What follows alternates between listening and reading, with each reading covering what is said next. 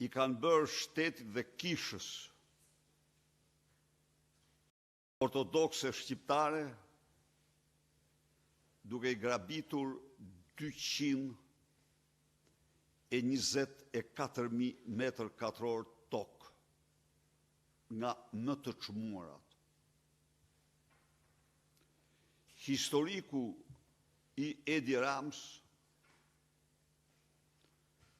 një hajdut një hajn i papërmbajtur gjithë jetën e tij, është shtrihet edhe në shumë dekada, periudha që ai akoma s'kishte lindur fare. Por djeni, Gjinsi nga nëna i Edi Rams, si që dini është nga fshati Vunoj. Dhe aty ka qenë një gjins i varfër. Sipas dokumentave, stërgjyshi i tij, Thomaj,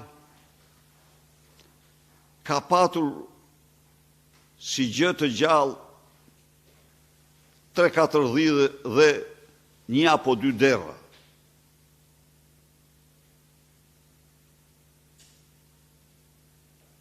Një personalitet i tyre, i shkolluar, që ishte Spiro Koleka, antar i byros politike dhe ministër i disa qeverive të Enver Hoxhës, në kujtimet e tij të publikuar nga EBIA, rrëzon në mënyrë përfundimtare çdo disponim pronësie nga Gjinsi, Koleka, krahu i Thomajt e këtej.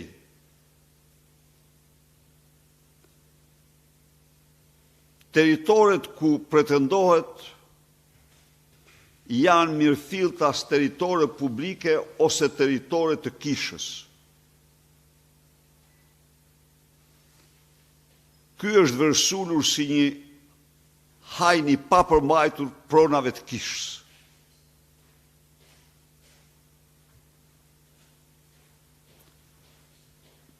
Në dosjen e tij ka falsifikime të paimagjinueshme. Ka shqyrtime dhe vendime jashtë çdo afati ligjor dhe antiligjore. Ka ndryshime datash që vetëm falsifikatorë që i kanë bërë e din. Vendime gjykatash që janë të vitit 2003 dhe paraqiten si të vitit 2013. Nuk mund ta marrë kush vesh çfarë qëndron aty, sepse dosja është e kyçur në sirtarin personal të Sokol Sadushit dhe nuk del. E mban aty. Cili është roli i Ardit Bidos është jashtëzakonisht suspekt. Nuk ekziston asnjë dokument, absolutisht asnjë dokument që të kadastral, që të faktoj se kjo tokë i përkiste Thoma Koleks, Petro Koleks, stërgjyshit dhe gjyshit direkt e Edi Rams. Asnjë.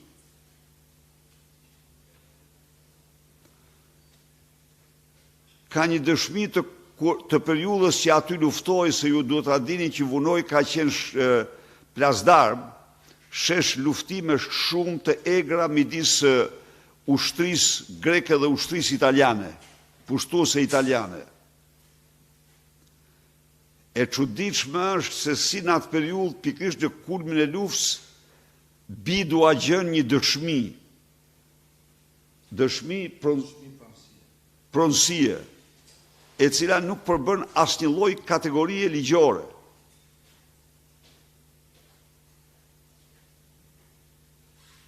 Dhe e cila nuk tregon asgjë se çfarë thot ajo dëshmi. I gjë është e sigurt se ajo dëshmi kur nuk mund të provoj pronën e askujt, aq më tepër që është në kohën e një lufte të egër ku dëshmit përdorshin si masqefit.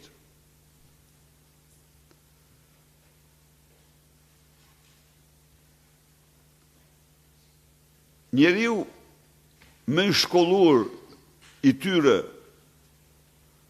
që Edi Rama e quajnë në kartolinat e vitit të ri Baba Pilua,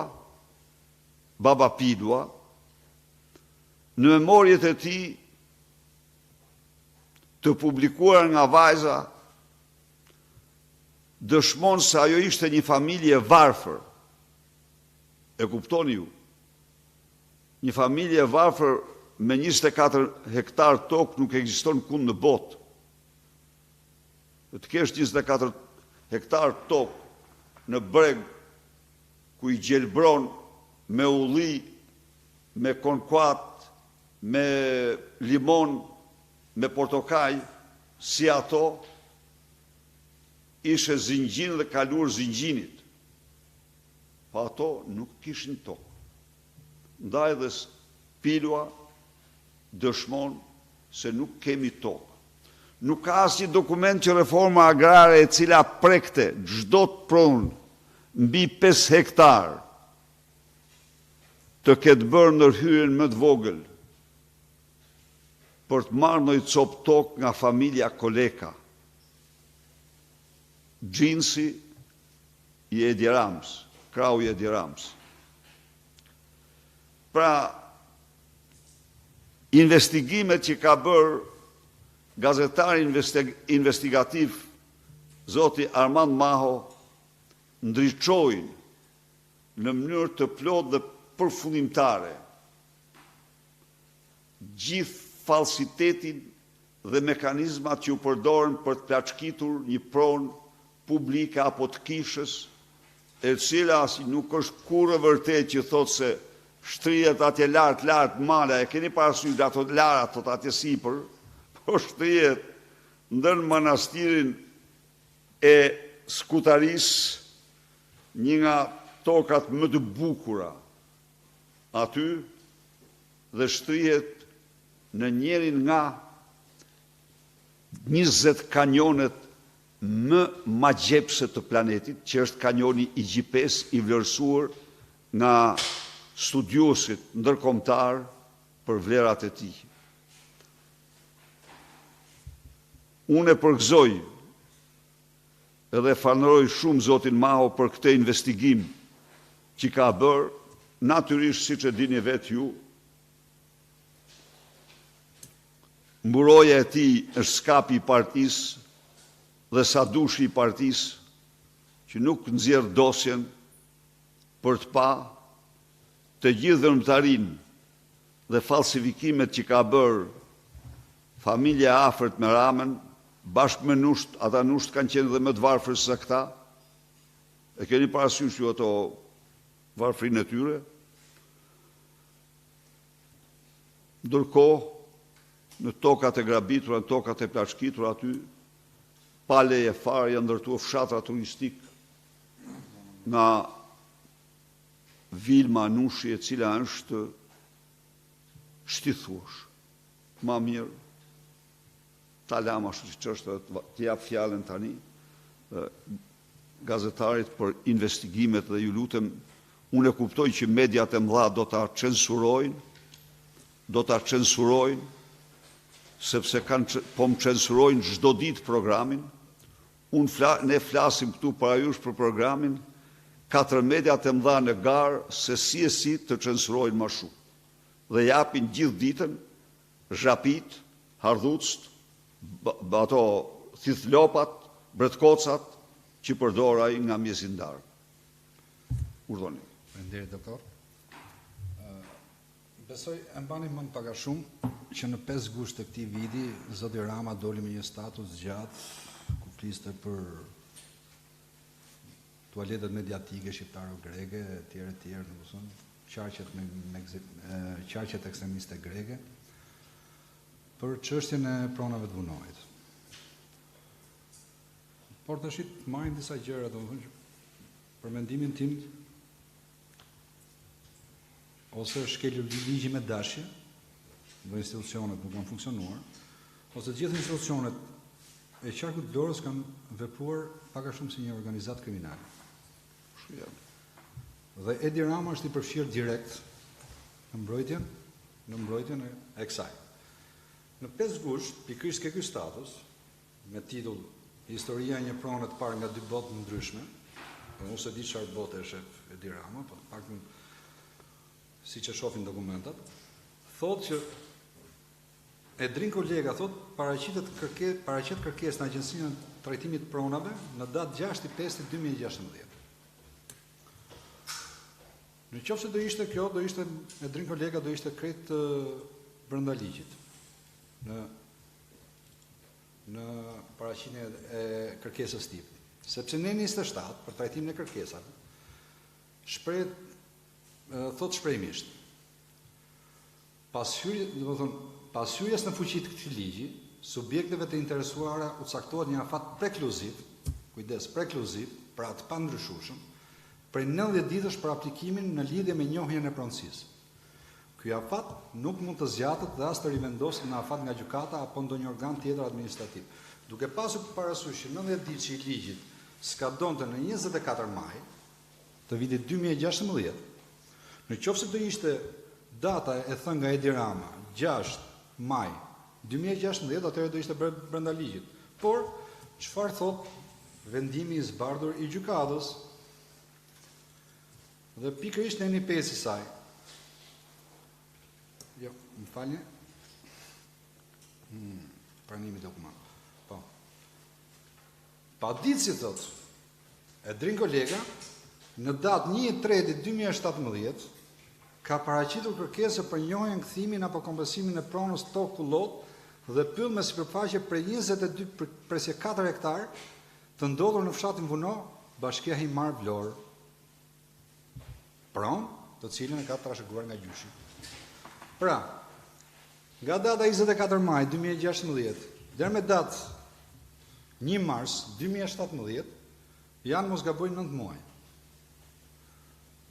Dosja është dorëzuar me 9 muaj vonesë, që ka afat prekluziv. Dhe kur ke pra afat prekluziv, madje ka dalë Sonila Qato në datë 17 maj të 2016, ka deklaruar që dorëzoni dosjet brenda datës 24, ora 16:30, dhe me orar, për ndryshe digjen e përfundimisht. Edi Rama ka arritur ta fusë këtë dosje në proces 9 muaj me vonesë. S'ka ligj për te. Jo, është afat prekluziv. Pra, një qytetar i thjesht do mund ta fusë këtë dosje 9 muaj me vonesë? Pra, nuk po themi që e futi i ditë. Pa edhe i dita e nuk ta lejon, se është taksative, është prekluzive. Pra, sepse ligji thot, ky afat nuk mund zgjatet ose të rivendoset as nga ndonjë gjykat ose institucion tjetër administrativ. Pra, gjykata nuk ka drejtë, domethënë, ta gjykojë këtë lloj neni. Neni 133 i ligjit, ligji 133 i vitit 2015. Përgjësia në rreth parë bia të ATP-s, domethënë që ka futur i dosje në proces. I dosjet skaduar. Pra, se Edi Rama thotë që ATP-ja thotë ky institucion që i vendosur me firmën time. E rrëzoj. Në fakt, ATP-ja nuk duhet ta kishte marrë fare në shyrë. Kjo dosje duhet ishte djegur. ATP-ja ka futur në proces një dosje jashtë afateve ligjore. Kjo është skele ligji. Më tej këtë dosje ka marrë dhe gjykata Dhe nuk e ka evidentuar as avokati i popullit, as ZVRPP-ja që ishin palë në procesin gjyqësor.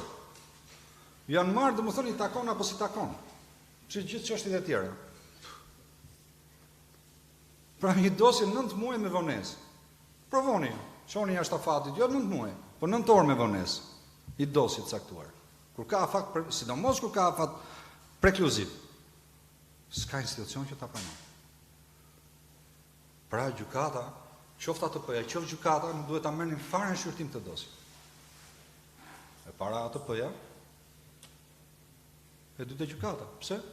Ka te kaluar çdo afat.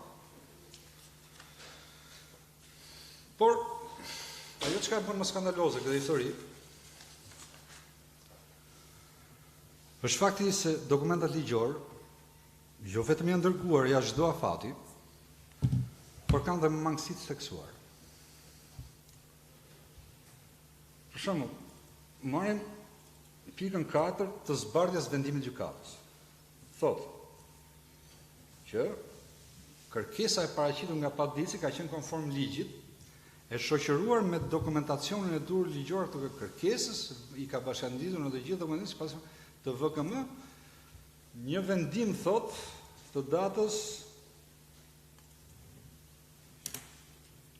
12, vendimi numër 779, datë 12/5/2013 të gjykatës së shkallës parë Vlorë. Shumë bukur. Pra, dokumenti, pra vendimi i gjykatës që ka marrë në datë domethënë në vitin 2013. Por ç'thot pika 35 e ligjit e zbardhjes vendimit të gjykatës. Sepse Edi Rama nuk ka dorëzuar të njëjtat dokumenta, siç ka dorëzuar në ATP, në gjykatë. Ose ka një kolega, më fal. Se na ka kërcënuar dhe me gjyq. Në gjykatë është dorëzuar vendimi i gjykatës rrethit gjyqësor Vlorë 779 datë 12/5/2003. Pra, është i njëjti. Këtu kemi 779 datë 12/5/2013 dhe në gjykatë është dorëzuar i njëjti vendim 779 datë 12/5/2013. Por supozojmë për një moment se kjo është lapsus. Kemi dhe dokumentat e tjera. Është vërtetim Bashkia i marrë datë 10/4/2013.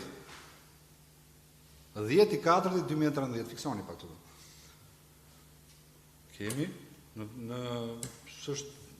në pikën 37 thuhet vërtetim Bashkia i marrë datë 10/4/2003, që është dorëzuar në gjykatë. Pra, e njëjta datë, i njëjti muaj, thjesht ndryshon viti. Kemi vërtetim nga Drejtoria e Shërbimit Pyjor Vlorë.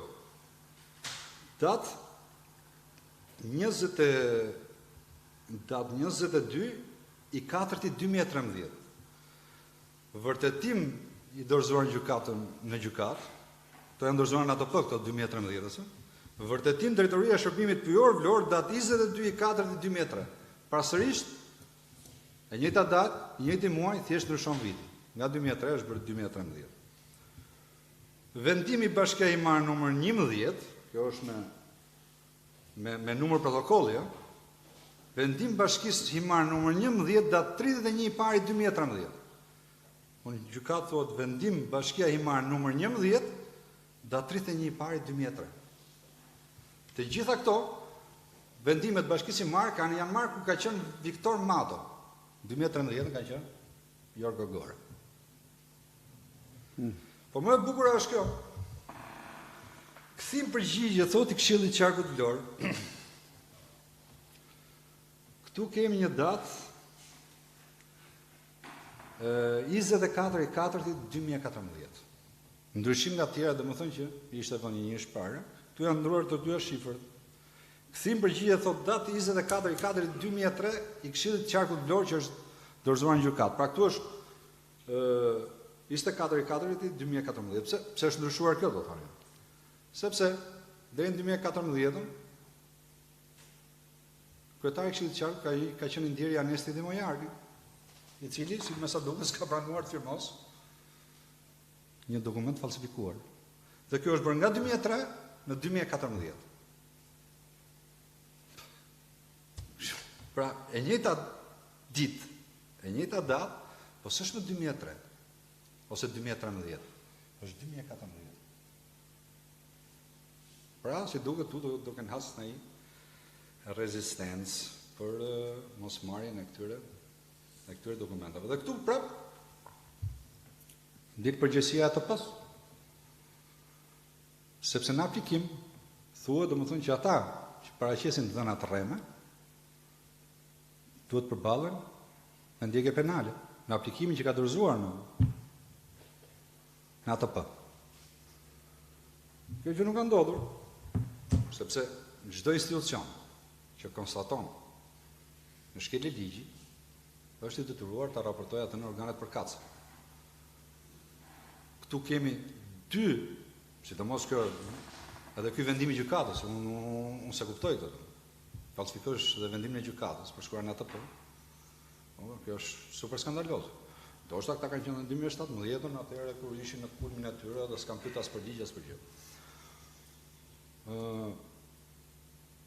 Tjetër. Kemi pastaj më tej, domethënë janë dërguar dhe ekspertët, ku është përcaktuar vendi ku i ka pronat e Dirama, që kanë dalë me raportin që janë këtu apo atje, domethënë dhe vendimi i gjykatës është i detyrueshëm për tu zbatuar. Por këtu një rol disi dyshim luan dhe arkiva e shtetit.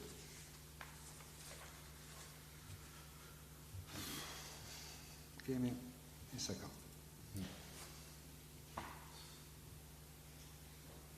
Tashi, për të bërë parantezë, Spiro Kolega, një nga përfituesit kryesor, ka vdekur në 2001. Procesi gjyqësor është hapur në 2003. Ndërkohë, doktor Ndimoni, procesi krimit dhe komplesimit prona duhet se ka filluar në 93, apo? Po. Dhe ai nuk e ka pretenduar kur. Do procesi hapet pas vdekjes atij. Por supozojmë se ndoshta ka pas një se nuk i takonte. Këtu ka, domethënë, të gjitha dokumentat që janë marrë në arkiv, e para, domethënë, nuk janë marrë në momentin që janë dorëzuar në ATP. As në 2003, as në 2013. Por janë drejtuar arkivës në vitin 2018. Pra, gati pikërisht ditën, domethënë që ka shku në gjykatë apelit.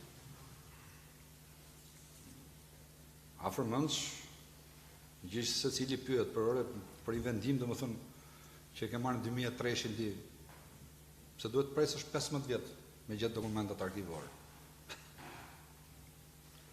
Pra mas 15 vjetësh që janë drejtuar arkivës. Dhe thot, për shembull këtu është, për shembull mua dy nga këto më gjegjer, dëshmi pronësimi e vitit 41 dhe dy tjera, domethënë, të vitit 45. Dy dokumente të tjera të vitit 45, pasi nuk sqarohet, domethënë, se çfarë dokumentash janë.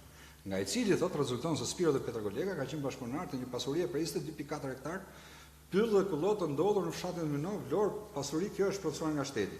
Okej. Por me që jemi ke arkivi, domethënë, të faktet historike.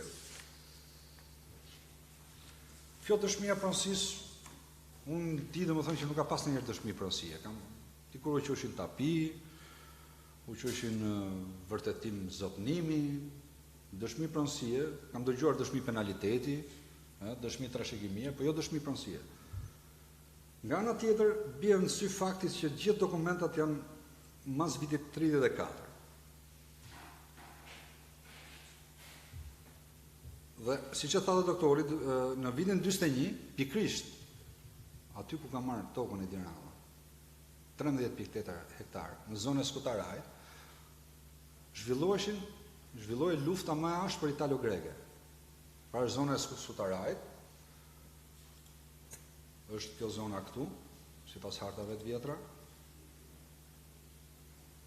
Është edhe në këngët e Deratës. Skutaraj, Gjagush dhe Manastiri. Dhe Rama thot se i ka toka diku këtu. Diku këtu. Pra, kjo është hartë e vitit, do tjetë e kohës Italisë. Pra, diku këtu. Brenda rrethit të manastirit. Por, jo vetëm kaq. Problemi me këto dokumenta është sepse në vitin 41 ka pasur një shpërngulje masive njerëzve nga vunoj. Për shkak të luftës. Kush? Do të thonë edhe vëllezërit kolega na pasan shkuar domosdoshmë për të marrë dëshmi pronësie. Mes asaj Sallamahie. Ka ata ishu shpërngulën, shkuan sa në Shkodër, sa në Vlorë. Me që zotëria që i ka lëshuar këto është dhe historian, ndoshta e sqaron më mirë. Vetë Spiro kolega, pastaj në kujtimet e tij,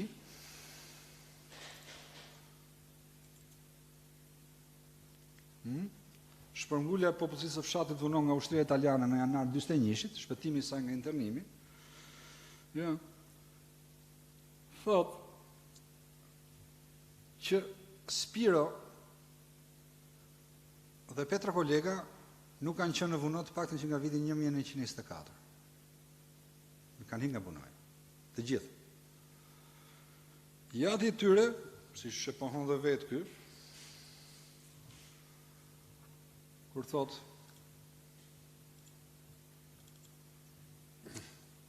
s'kam për të harruar kur thot fytyrën e shtrenjtë të mësime, që me gjithë se analfabete, kur kisha mbushur 6 vjeç, në shtator të vitit 1914, më shoqëroi vetë në shkollë dhe më dorëzoi tek mësuesi. Çdo dashuri që kishte ajo për mua jetimin patat. Jetimi patat në 1914. Pra do të thotë që thoma kolega ka vdekur para 1914-s. Ndërkohë që dokumentat datojnë gjitha mas 34-s. Do të thonë këtë e thot Spiro kolega, nuk e thon më. Ndërkohë, kemi edhe këtë tjetër. Pak gjëra thot, mbaj mend nga mama, pasi ajo më lanë në moshën 9 vjeçar. Mas 3 vjetësh ka vdekur dhe ama, Spiro kolega ka qenë 9 vjeç, rreth 2017-s. Po. Memorit e Spiro koleg se shkatrojnë. Por ajo thot, krahas punës për të mësuar në shkollë, më mësoj të si të ndizja zjarmin, si të avdhin, si të laja enës, si të nxirja ujë nga pusi, të shkoja me manaret, ato 4-5 dhënë që mbanin në shtëpi. Po më falë, për 4-5 dhënë i kishte ky 224.000 metra katror në vuno? Ato 4-5 dhënë, thot Spiro, kishin. Si që i këti pronari 22.4 hektar tokë për 4 dhënë? Mëma thot pastaj më nguli dhe dashurin për punën fizike që bëhem më shumë që, natyrisht, edhe më shumë se mjaft më fshatarët e mi, që ishin në gjendje të mirë, thot, se ne ishim të varfër. Mëma me motrën punonin gjithë ditën ato pak rrënjollinje ndonjë fik, që kishin të shpërndarë në disa vende, që nga Varimanda në Skaran. Kur isha në 6 vjeç etj, pastaj varfëria thot u bë nxitje për mua që të luftoj për një botë të varfër pa mjerim. A thot Spiro këtu, jo nera. Pra, një pronar 22.4 hektarësh, del në luftë kundër varfërisë. 200.000 rënj ulli mund të kishte në 24 hektarë. 200.000. Po, absolutisht. Bëni llogarit. Nga fshati pastaj u largova muajt e parë të vitit 1924, ku isha 15-16 vjeç, shkova në Vlorë, ku i vëllai ishte ngulur me familje. Dhe që atëherë domethënë nuk është parë më as Spiro as Petro, se to maj me të shoqën ishim vdekur. Një tjetër dëshmi vjen edhe nga një kronikan i vunojt. sepse në mungesë të tjerave, domethënë do I referohemi, sepse dhe gjykata vetë thotë, për faktet njohura botërisht, ne thotë, japi vendimin, domethënë s'ka nevojë as për dokumenta zyrtare. E thotë diku aty se referohet kodit procedurës penale, të civile, më falë. Thotë kështu, që herët flet për skutarajin. Është një kronikan I zonës, që në është edhe se është ndarë nga jeta, dhe unë s'po dua t'ja përmend emrin. Që herë, thot, kur kjo krahin u përkiste të ardhurën nga veriu, Dimitros Kustan dhe Evstration Savan, prej tyre, dhe më ishin dy priftrin që morën zonën e skutarajit, u sistemuan në vendin e quajtur skutara. Sepse qefi timprurës për kopet e tij, pra ishte kollov. Pastaj, zona që zotronte Papa Sava, thot, u emërtua Vish. Se është pjesa, skutaraj është pjesa e Vishës. Quhet që është dhe qafa e Vishës. Pra fillon qatje dhe më deri poshtë. Që do të thot vinë ndarë se ndoft të arridh nga fjala shqipe viz. Në atë vend besohet se qëndroi edhe Shën Kozmaj nga Etolia, ku duke ditur kontradiktat midis feve, takoi dhe kryefamiljarët e tyre që u kërkoi të shpërnguleshin, sepse ajo zonë, thot, me akt të patriarkut, I takonte manastirit të Skutarajit. Kaq. Pra, thot, pastaj, që nga ajo kohë, ajo zonë I takon manastirit të zonjës bekuar, dhe mbas shkatrimit të tij, mbeti në kujdesarinë e fshatit Vuna. Kjo. Në një paragraf tjetër, flet edhe se si trajtohej kjo tokë atëherë. Dhe flet për një dy pjesëtar të fisit Bala. Një fis I pasur I Vunajt. Pilua thot me naqen, unë ndanë si vlezër që ishin. Pilua në gjitë në skutara, ndërsa naqja mbeti me jalë. Pilua në këtë shpërngulje që bëri e ndihmoi edhe Kunati, që ishte epitrop, I cili I mori arqimandritit të Protit, vërtetimin për të marrë në administrimin e tij skutaraj, që I njohet drejta mbasi e miratoi despotin e Gjirokastrit, me një detyrim vjetor 6 Napoleona Flori. Ai e mbajti deri në fund të luftës së dytë botërore, sepse u doli dhe u shkatërrua.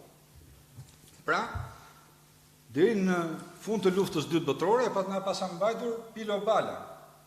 Ndërkohë ne këtu kemi dokumenta të vitit 45, që rezulton se Spiro dhe Petro Koleka kanë qenë pronarë të Skutarajit, sepse këtu e ka pjesën më të madhe, janë 13.8 hektar tokë.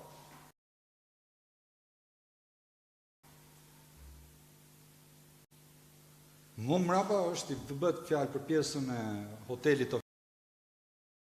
që tregon dhe vetë në hartën, ku na nxirrte domethënë që e ka majs kërkave. Në qoftë se ka majs kërkave, atëherë është toka e manastirit Skutarajit. Edhe poshtë. Pra, edhe kjo, edhe pastaj këtu është ajo ka dhe diçka për Gjipen. Atjetur. Pasuria, thot, në vendin e quajtur Ara e Kolegëve, kjo është raporti I ekspertëve që janë çuar domethënë për të verifikuar pronat nga gjykata. Pasuria, thot, në vendin e quajtur Ara e Kolegëve, e zotit Petro dhe Spiro Kolega, e një sipërfaqe prej 2.3 hektarësh, ndodhet në pjesën verore të fshatit Vonë me këto kufizime, veriu Pelzhuba, jugu Proj, lindje perëndim Prua. Pra, kufizohet nga Proj. Brenda kufizohet se Proj, por duke pasur parasysh, e para herë, unë kam takuar banor të punojt, dhe asnjëri nuk e dinte ku ishte Ara Kolegëve. Edhe për një arsye krejt thjesht. Vunoj nuk ka arë. Që të marrë për kufizimin tokë ka arë, edhe nga raporti KLSH-s, që duhet jetë bërë nga 2021, domethënë hektar ose dynym tokë ka arë ishin 0. Edhe që të marrësh toponimin arë, dihet domethënë që duhet të ketë sa parametra toka. pra si dheu etj. I vetmi tokar që mund të quhet në vuno është pikërisht projekti 5. Për arsye të prurjeve që bën proj. Prandaj është bërë kanon. Dhe është ka pjesa këtu. Ne kam bërë mi matje thjesht në Agis, edhe më figuron fiks 2.3 hektar, një pronë ndarë në 2 parcela. Këto janë hartat e kadastrës. Pra, në vendin e quajtur projekti 5, e vetmja vend, domethënë, ku është 2.3 hektar ar, tok ar, që mund të konsiderohet ar, para sa mund të konsiderohet, është vetëm projekti 5, ku Ujini Mas ka bërë këtë projekt. Ujini Mas, ju dini që është arkitekti i Zotit Rama, madje në vitin 2018 ka çuar dhe arkitektët e tij, janë arkitektët e Zotit Mas, për të parë, dhe pikërisht kjo zona këtu që është mbuluar me shkurrë, është e vetmja zonë që mund të konsiderohet si tok ar. Kemi, pra, ky është dhe projekti i Zotit Mas për vunojnë ky vizioni i tij, domethënë se si mund ta bëj domethënë. Jo, është hotel. Ky është hoteli që hotel, domethënë si për kanionit. Domethënë, prandaj to i ka prezantuar vetë Zoti Mas. Është në 2018 në një seminar në Londër. Kemi edhe, për ta mbyllur, kemi edhe çështjen e Mjekulloshit, fshatit Mjekullosh. Edi Rama tregoi këtë hartë. Para me shigjet tregon ku është vathi i kolegave. Dorsa këtu, domethënë, me mjeshtri ka fshehur, domethënë, një fshat turistik që po ndërton Vilmanush. Shifën.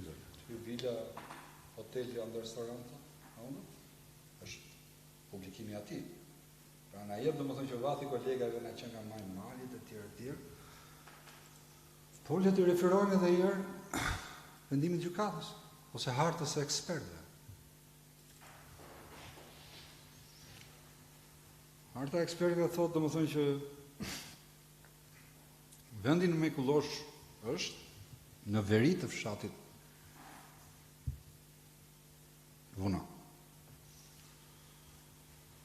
Zonë e pa menaxhuar, zëri kadastral është kullot, është e pa menaxhuar. Dhe po i shkojmë sërish ke hartat e kadastrës. Ja. Pikërisht këtë vend këtu, 4.8 hektar, ky është veriu i fshatit Vuno. Jo aty ku e tregon Rama, atë Rama tregon këtu. Pra këtu është në jug të fshatit Vuno. Kush ka qenë Vuno, domethënë e di shumë mirë, domethënë që ndaljet të këtij është ky bar restorant Marko, në daljet të fshatit. Dhe është gati në një vit drejt, pra që i bie jugu i Vunojt. Veriu është ka tjetër. Veriu është këtu. Kjo është harta e AKPT-s e vitit 2019, ku na tregon që këtu është një zonë pa menaxhuar. Pra, ne s'po ludojmë asgjë, domethënë. Thjesht po themi domethënë që ku ndodhet veriu në malin Mjekullosh. Ja, më falni se kontroll. Pra, këto janë hartat që ish drejtori i ASHK-s Artan Langa nga zbuluar në 4 mars gjatë një interviste të 2023-shit. 7 ditë më vonë, Më Rama e shkarkoj zotin Lana. Kanë qenë këto arsye apo jo? Pra të duhet flasë zotin Lame në stimgje tjetër. Pra, pjesa veriore e fshatit Mjegullosh është këtu. Dhe pikërisht këtu, domethënë, ku po ndërtohet sot një fshat turistik. A është e Diramës apo jo? Banorët thanë që këtë e ka ndërtuar Vilma Nushi. Deri tani janë 9 objekte të këtij fshati turistik që është ndërtuar, duhet ta theksojmë këtë.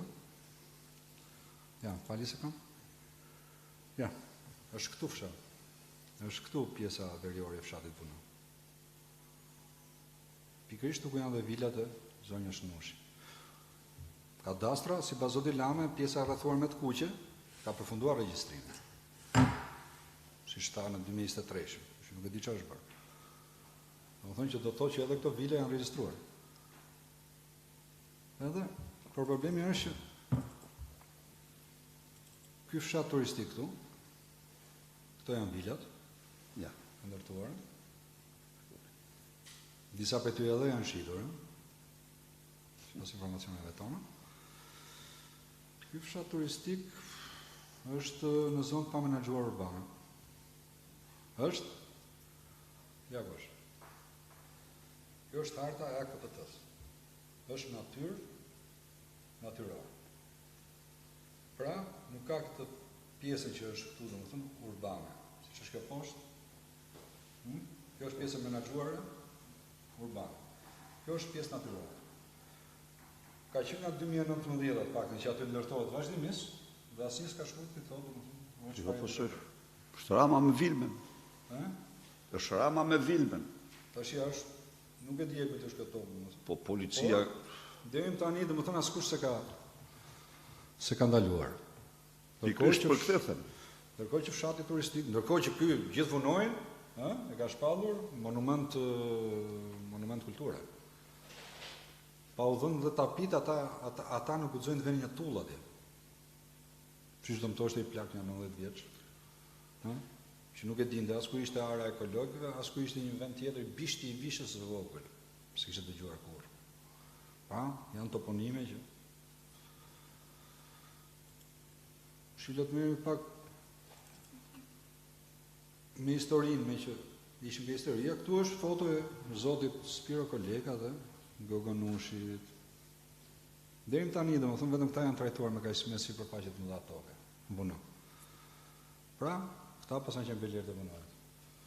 As ka snecët, as andonët, as ndrenikët, as agnostët që janë themelusit e fshatët, nuk e kam pas të sipërfaqe.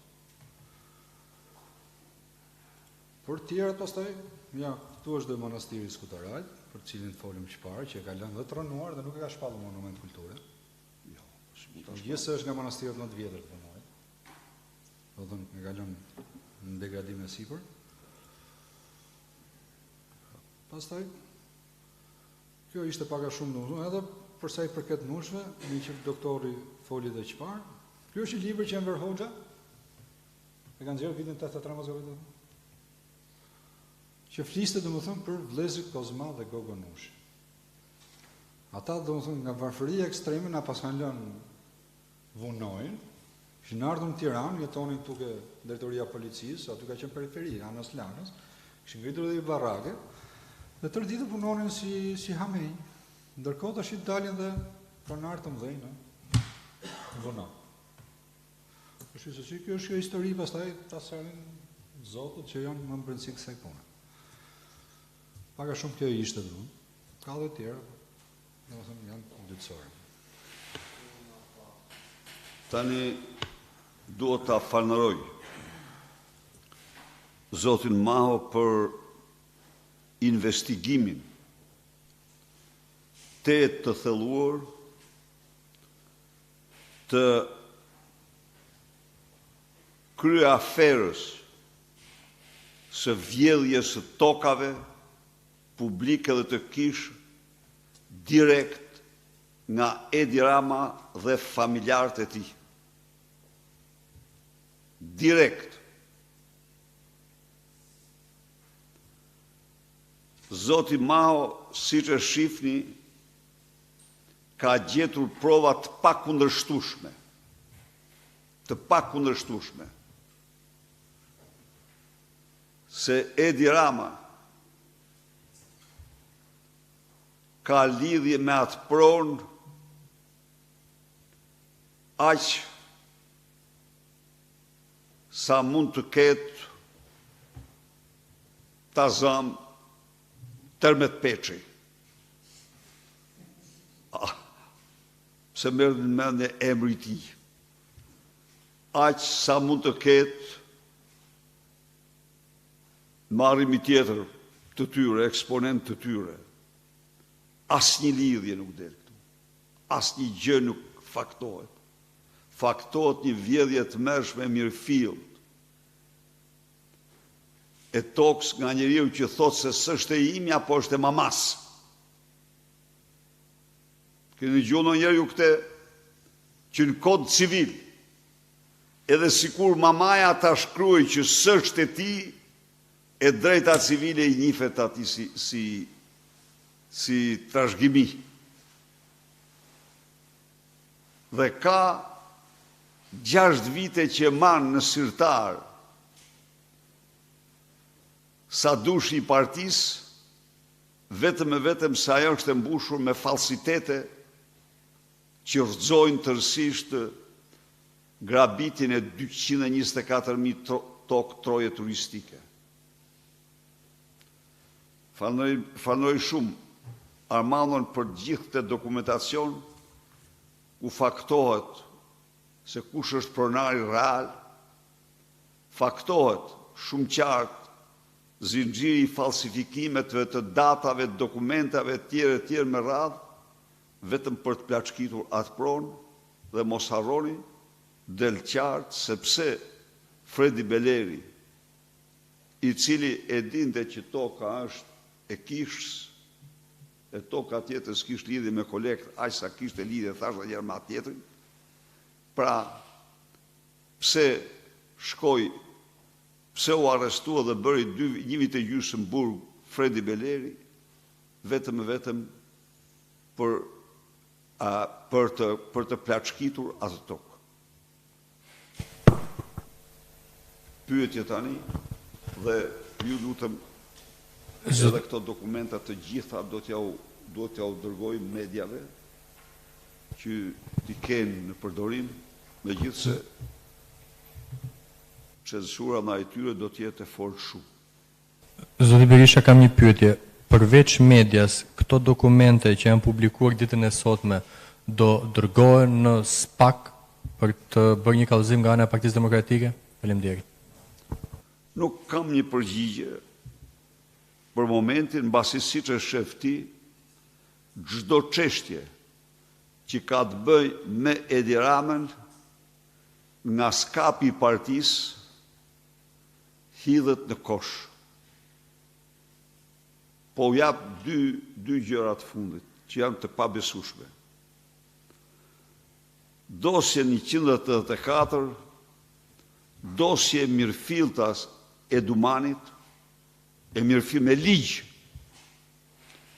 Ata e transferuar në gjykatën e Tiranës, dhe gjykata e Tiranës në zbatim të ligjit i ja u rikthei, dhe e transferuar vetëm se në të 2 dosjet, qoftë atë të Peshkopis, qoftë të Durrësit, del direkt Edi Rama. Del direkt në biseda Edi Rama. Tani, nuk e di e morë të vesh ju për atë muçon.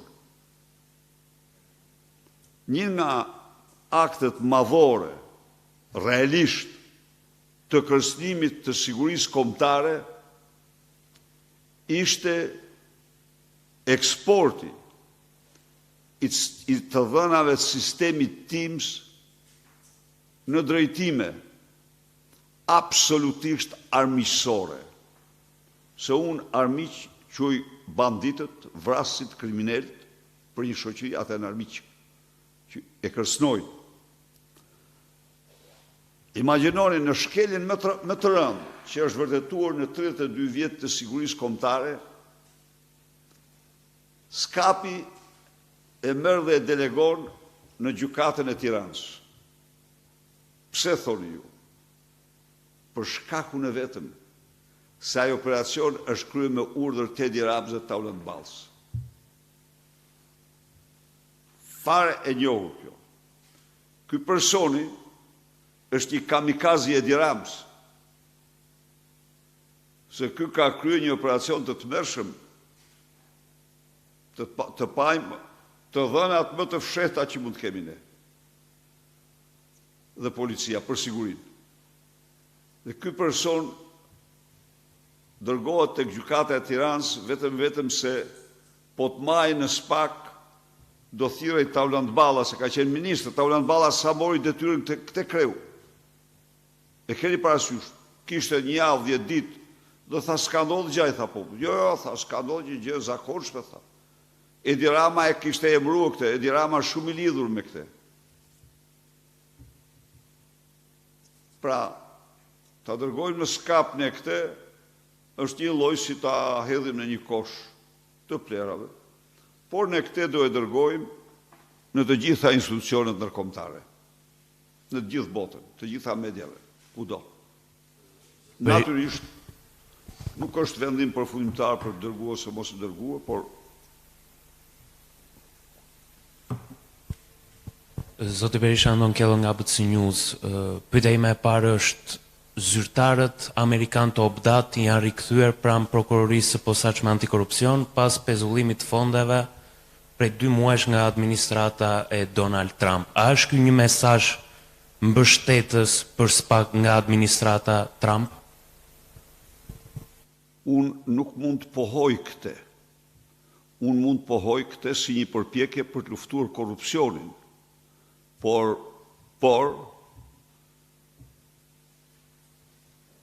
unë mund të pohoj edhe një herë se një prokurori politike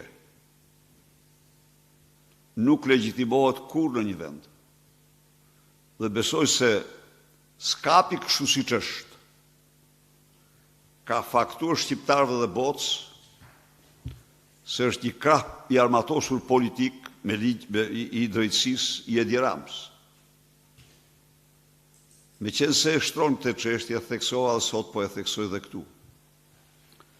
Vendi që ndëshkon më rënd korrupsionin sot, në ato që lexoj unë, është Republika Popullore e Kinës. Në Kinë e kanë ligjin me dënim me vdekje. Dhe vërteta është që ekzekutohen për korrupsion. Por prokuroria kineze dënon dhe ndëshkon dhe për motive politike. Dhe ata të cilët pranojnë një prokurori si krah politik, unë nuk besoj kur se presidenti Donald Trump, që po atakon me forcën më të madhe, pikërisht shndrimin e drejtësisë në armë politike, mund të ose mbështet një gjë të tillë. Jo. Kur ai nuk e mbështet. E mbështetën përpara, po e provoi dhe vetë me Letician, me Albragun, me ata, e provoi vetë se që janë prokurorë politik. Ndaj dhe jo s'kam asnjë lloj shqetësimi për atë qëllim që e imagjinon ti. Jo, nuk mund të jetë kjo një përkrahje për prokurori politike. Po ata një gjë duhet dish. Ka shumë dosje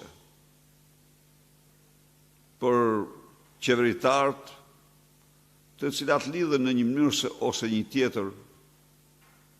Dosja me Gonigal nuk është pak, ose merr të thjeshtë. A e dëgjove ti? Par dje presidentin fjalimin që mbajti për këto çështjen më e gjera, dosja e stilit që quhej. Ndaj dhe nuk ka si për ne është normal. Edhe një pyetje e dytë, nga sot TikTok nuk funksionon më në Shqipëri. Si do ja bëni për të përdorur TikTokun?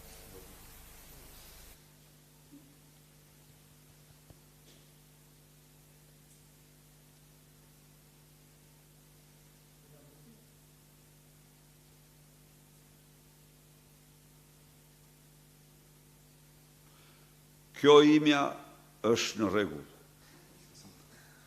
sepse unë kam shkarkuar një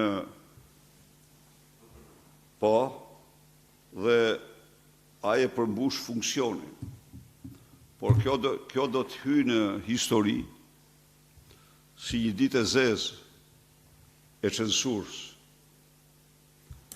si një akt madhor censure pa asnjë ligj, pa asnjë bazë, thjesht të njëjtin vendim që mori Habibullahu i Kabulit, mori dhe Habibullahu i Tiranës.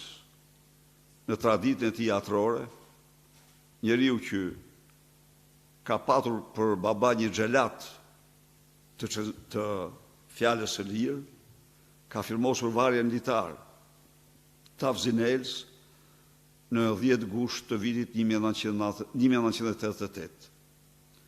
Edi Rama përsëri të njëjtë gjë, për të njëjtin mendim, për të njëjtin arsye. Krishterë Rama nuk duronte dot vargjet e lira të tij. Edi Rama nuk duron dot kritikat e të rive në TikTok. Dhe kjo dëshmon qartë edhe një herë se çfarë raporti ka ky me vlerat bazë të demokracisë, liritë dhe drejta të njeriut. I ftoj të gjithë të rit të shkarkojnë VPN-n dhe të vazhdojmë betejën tonë kundër censurës, në radhë parë kundër censurës, nuk duhet të nënshtrohemi censurës. Ky është një akt i shëmtuar, një akt që s'mund ta bënte kurrë një njeri. Pyetje tjera?